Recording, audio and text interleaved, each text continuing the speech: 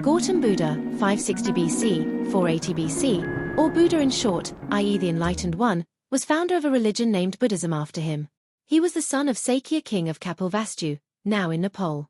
He abandoned his princely home, his wife and the newly born son and wandered as hermit at the age of 30.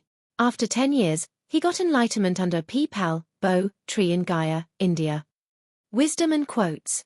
This is eightfold path of the Aryan: right view, right aim, right speech, right action, right living, right effort, right mindfulness, right contemplation. All composite things decay. Strive diligently. Reputed last words. Victory breeds hatred. For the conquered sleep in sorrow. Above victory of defeat. The calm man dwells in peace. Dhammapada. There are two ends not to be served by a wanderer. What are those two? The pursuit of desires and of the pleasure which springs from desires, which is base, common, leading to rebirth, ignoble and unprofitable, and the pursuit of pain and hardship, which is grievous, ignoble and unprofitable. The middle way of the Tathagata, he who has thus attained, avoids both these ends. It is enlightened, it brings clear vision, it makes for wisdom, and leads to peace, insight, full wisdom and nirvana. What is his middle way? It is the noble eightfold path. And this is the noble truth of sorrow.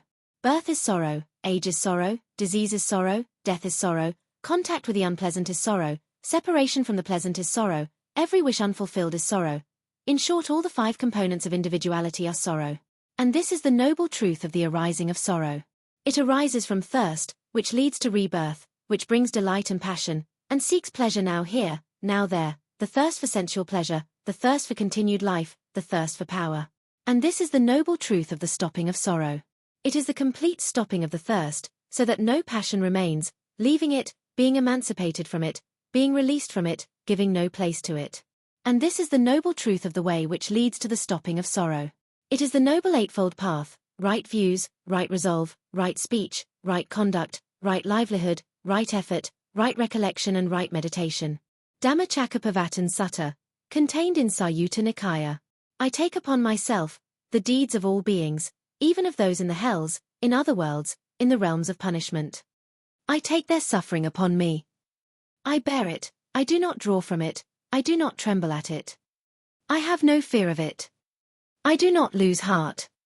I must bear the burden of all beings, for I have vowed to save all things living, to bring them safe through the forest of birth, age, disease, death, and rebirth. I think not of my own salvation, but strive to bestow on all beings the royalty of supreme wisdom. For it is better that I alone suffer than the multitude of living being. Truly I will not abandon them. Vajradhvaja Sutra, quoted Shikshasamuchchaya.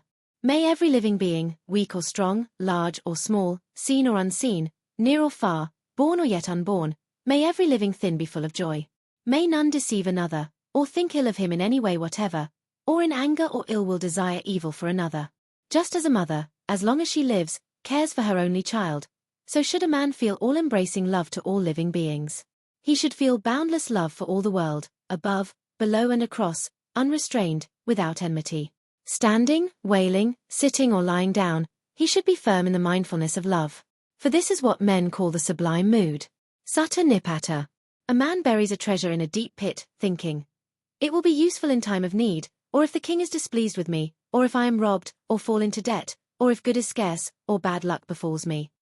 But all this treasure may not profit the owner at all, for he may forget where he hid it, or goblins may steal it, or his enemies or even his kinsmen may take it when he is not on his guard. But by charity, goodness, restraint and self-control man and woman alike can store up a well-hidden treasure. A treasure which cannot be given to others, and which robbers cannot steal. A wise man should do good, that is the treasure which will not leave him. Khuddakapatha. Brethren, you have no mother or father to care for you. If you do not care for one another, who else will do so? Brethren, he who would care for me should care for the sick. Vinaya Pitaka Mahavaga. Husbands should respect their wives, and comply as far as possible with their requests. They should not commit adultery. They should give their wives full charge of the home, and supply them with fine clothes and jewelry as far as their means permit. Wives should be thorough in their duties, gentle and kind to the whole household, chaste, and careful in housekeeping, and should carry out their work with skill and enthusiasm. A man should be generous to his friends, speak kindly of them, act in their interest in every way possible, treat them as his equals, and keep his word to them. They in turn should watch over his interests and property, take care of him when he is off his guard, that is intoxicated, infatuated, or otherwise liable to commit rash and careless actions, stand by him and help him in time of trouble, and respect other members of his family. Employers should treat their servants and workplace decently. They should not be given tasks beyond their strength. They should receive adequate food and wages, be cared for in time of sickness and infirmity, and be given regular holidays and bonuses in times of prosperity. They should rise early and go to bed late in the service of their master, be content with their just wages, work thoroughly, and maintain their master's reputation. Sermon to Sigola. Do not believe what your teacher tells you merely out of respect for the teacher. But whatsoever, after due examination and analysis, you find to be conducive to the good, the benefit, the welfare of all beings, that doctrine believe and cling to, and take it as your guide. Our theories of the eternal are as valuable as are those which a chick which has not broken its way through its shell might form the outside world. If a man foolishly does me wrong, I will return to him the protection of my ungrudging love. The more evil comes from him, the more good shall go from me. The Sutra of 42 Sections. Look at this wagon. Is it a wheel or a spoke? It is a composite, and so is a man. The Sutra of the 5 Heaps. Walk on. Last words to his disciples. The mind is everything. What you think, you become. Those indeed are conquerors who, as I have now, have conquered the intoxications, the mental intoxications arising from ignorance, sensuality, or craving after future life. Evil dispositions have ceased in me. Therefore it is I that am conqueror. Attributed. You cannot travel on the path before you have become the path itself. Believe nothing, O monks, merely because you have been told it, or because it is traditional, or because you yourselves have imagined it. Do not believe what your teacher tells you merely out of respect for the teacher. But whatsoever, after due examination and analysis, you find to be conducive to the good, the benefit, the welfare of all beings, that doctrine believe and cling to, and take it as your guide. Attributed.